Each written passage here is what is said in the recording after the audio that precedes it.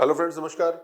UPSC mains के paper अभी चल रहे हैं। ऐसे का पेपर हो चुका है, चारों जीएस के पेपर हो चुके हैं। तो पहले भी हमने चर्चा करी थी कि किस किस तरह से जीएस मेंस की तैयारी कैसे की जाती है और यूपीएससी मेंस के एग्जामिनेशन में प्रिपरेशन करने का क्या आपका तरीका होना चाहिए।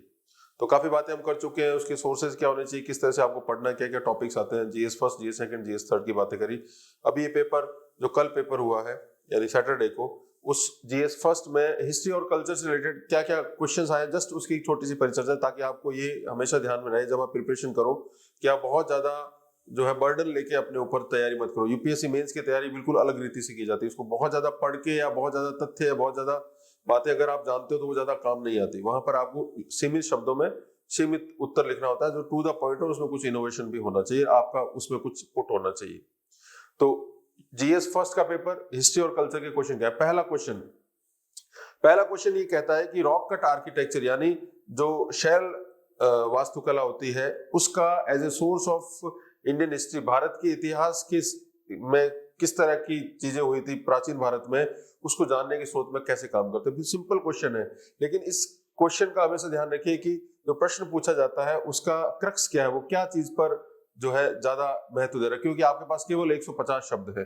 अब 150 शब्दों में आपको ये बताना पड़ेगा कि रॉक कट आर्किटेक्चर कब कब किन किन समय में रही है। तो रॉक कट आर्किटेक्चर के उदाहरण आपको, चाहे वो भीमबेटका की गुफाएं हो, चाहे आपको रॉक कट आर्किटेक्चर का नमूना धौलावीरा में देखने को मिलता हो, सिंधु घाटी सभ्यता के समय देखना पड़ता हो, या एंशिएंट इंडिया में जब गुप्त काल से लेके और प्री मिडिवल पीरियड के बीच में बड़े बड़े चट्टानों को काट के बनाए गए बड़े बड़े मंदिर हो, बड़े बड़े अन्य धर्म से संबंधित बड़े बड़े स्थान हो, खास करके एलोरा का कैलाश मंदिर हो, महाबलीपुरम के मंदिर हो, दक्षिण भारत में पल्लव कालीन मंदिर हो, कुछ गुजरात में भी आपको मंदिर देखने को मिलेंगे। इसके अलावा अजंता, एलोरा, जग्गईपेट इत्यादि, यहाँ पर भी आपको रॉक कट आर्किटेक्चर के नमूने देखने को मिलते हैं। तो ये तात्कालिक साइंस एंड टेक्नोलॉजी के बारे में बताते हैं, उस समय लोगों का बिलीफ सिस्टम क्या था उसके बारे में बताते हैं, कौन से धर्म की पालना करते थे, समाज कैसा था, उस समय जो मूर्तियां बनी हुई वो बताती है कि उस समय के समाज में किस तरह का जो है प्रचलन था। तो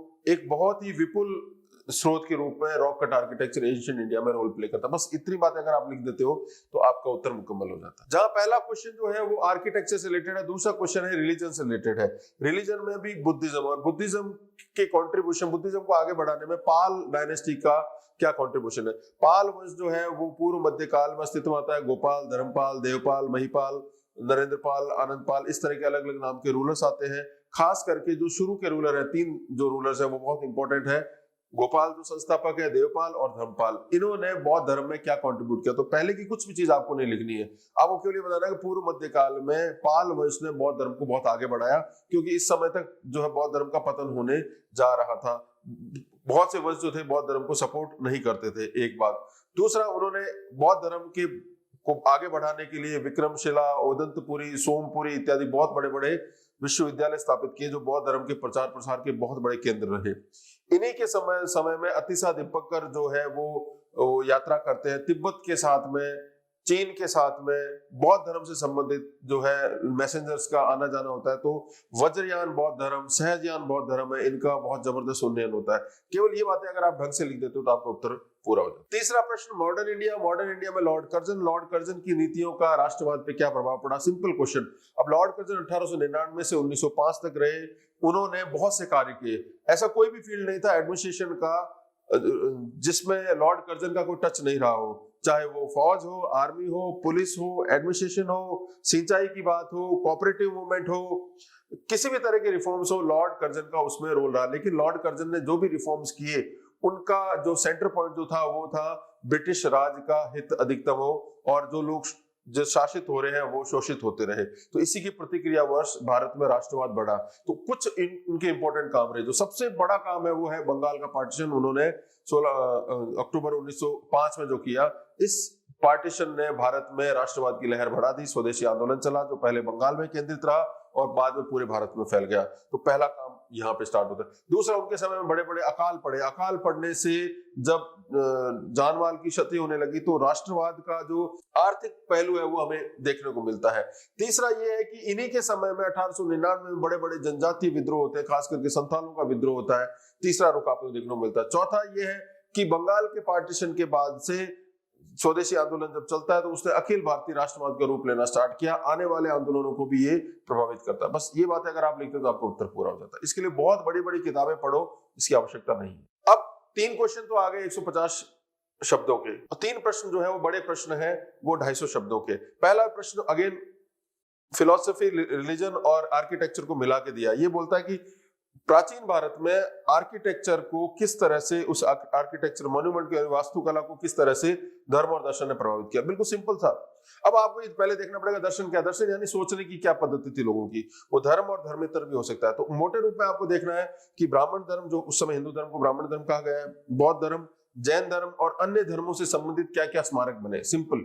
तो बौद्ध धर्म के आपको स्मारक बताने हैं इसमें, चाहे वो स्तूप हो, चाहे वो चैत्य हो, चाहे वो गुफाएं हो, उनके बारे में आप शुरू से, चाहे वो कारले की, भाजे की हो, सांची का स्तूप हो, सारनाथ का पिलर हो, तो जो स्तूप बने हैं, चैत्य बने हैं, गुफाएं बनी हैं, पिलर बने हैं, और उससे रिलेटेड जो मॉन्यूमेंट बौद्ध धर्म के, वो आपको बताने हैं।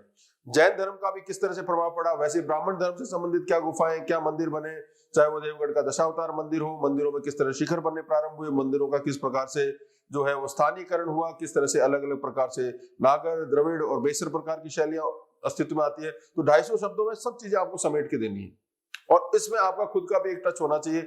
आप चाहो तो उसमें कुछ छोटा मोटा मैप या छोटा मोटा आप डायग्राम या स्केलेटन बना सकते हैं। 5वां क्वेश्चन अगेन 15 नंबर का है, 250 शब्दों का है, कि किस तरह से ये मिडिवल इंडिया से आया, लिटरेचर से आया, किस तरह से मिडिवल इंडिया में जो पर्शियन लिटरेचर है वो स्पिरिट ऑफ एज को रिफ्लेक्ट करता है, यानी उस समय किस तरह की प्रवृत्तियां थी, उसको पर्शियन लिटरेचर, फारसी लिटरेचर। अब तुर्कों के आगमन से लेके मुगलों का जो काल है पूरा मध्यकाल है, इसमें पर्शियन लिटरेचर बहुत ही बड़ी मात्रा में लिखा गया।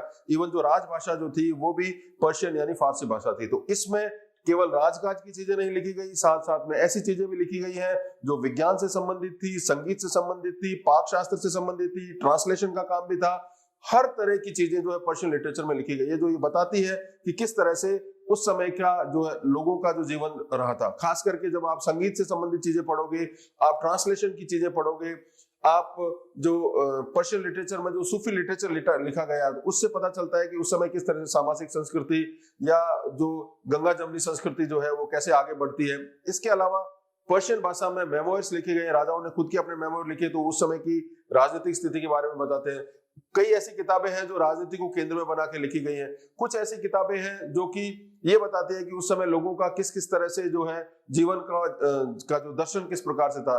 खास करके आप अमीर खुसरो के साथ जो ग्रंथ है, खजाइनुल फतूह, मिफ्ताहुल फतूह, नूह सिपहर, किरानो सादायन, देवल रानी खिजर खां, तो ये जो किताबें हैं ये अलग अलग रूप में उस समय के लोगों के बारे में बताती है। तो आपको जो पॉइंट क्या लिखने, एक छोटा सा स्केलेटन बनाना होगा पर्शियन लिटरेचर।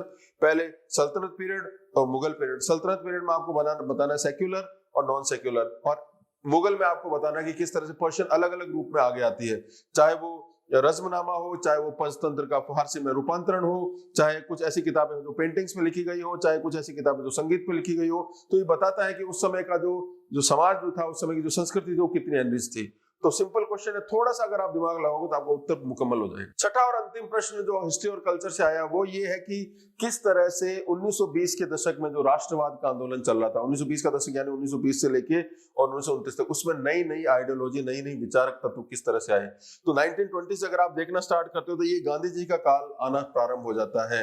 1920 में नागपुर सत्र के साथ में गांधी जी कैसे किस तरह से कांग्रेस के अंदर संगठनात्मक और संवैधानिक परिवर्तन करते हैं और नए तत्व आते हैं, कांग्रेस का आधार जो है बढ़ता है। अब इसमें नए नए लोग जुड़ना प्रारंभ करते हैं। कौन कौन से तरीके लोग जुड़ना प्रारंभ करते हैं भारत में? इसमें जो मध्यम वर्ग का बहुत बड़ा आधार है वो इसके अंदर आता है, क्योंकि कांग्रेस का सदस्यता शुल्क जो है वो 4 आना कर दिया जाता है। नई धाराएं आती है, साम्यवाद की धाराएं आती है, किसानों के आंदोलन इस समय चलने प्रारंभ होते हैं, मजदूरों के आंदोलन प्रखरता से चलने प्रारंभ हो जाते हैं। 1927 का, 1929 का जो लाहौर सत्र है उसमें जो प्रभावित होकर, साम्यवादी आंदोलन से प्रभावित होकर जवाहरलाल नेहरू पूर्ण स्वराज का नारा देते हैं, ये प्रभावित होता है। इसके अलावा अभी आपको देखने को मिलता है महिलाएं बढ़ चढ़कर भाग लेना प्रारंभ कर दी। ये वो काल है जो 2 विश्व युद्ध के बीच का काल है।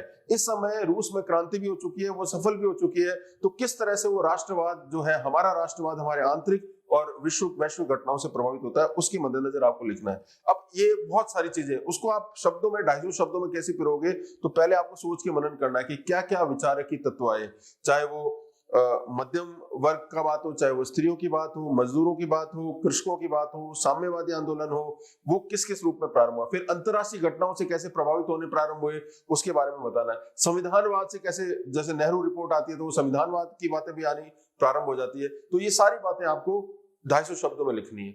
इसके लिए आपको कोई बहुत बड़ी बड़ी किताबें पढ़ने की कहीं भी आवश्यकता नहीं थी। हमने जो 6 प्रश्न डिस्कस किए, आप ये पाओगे केवल एनसीईआरटी की किताबें और कुछ किताबें जैसे विपिन चंद्रा इत्यादि किताबें आप पढ़ लेते हो तो आपको किसी भी प्रकार से उत्तर लिखने में कोई दुविधा नहीं होगी। हिस्ट्री की बातें आज यहाँ समाप्त करते हैं, अगले टॉपिक की बातें अगली बार करें। आज के लिए तो शुक्रिया।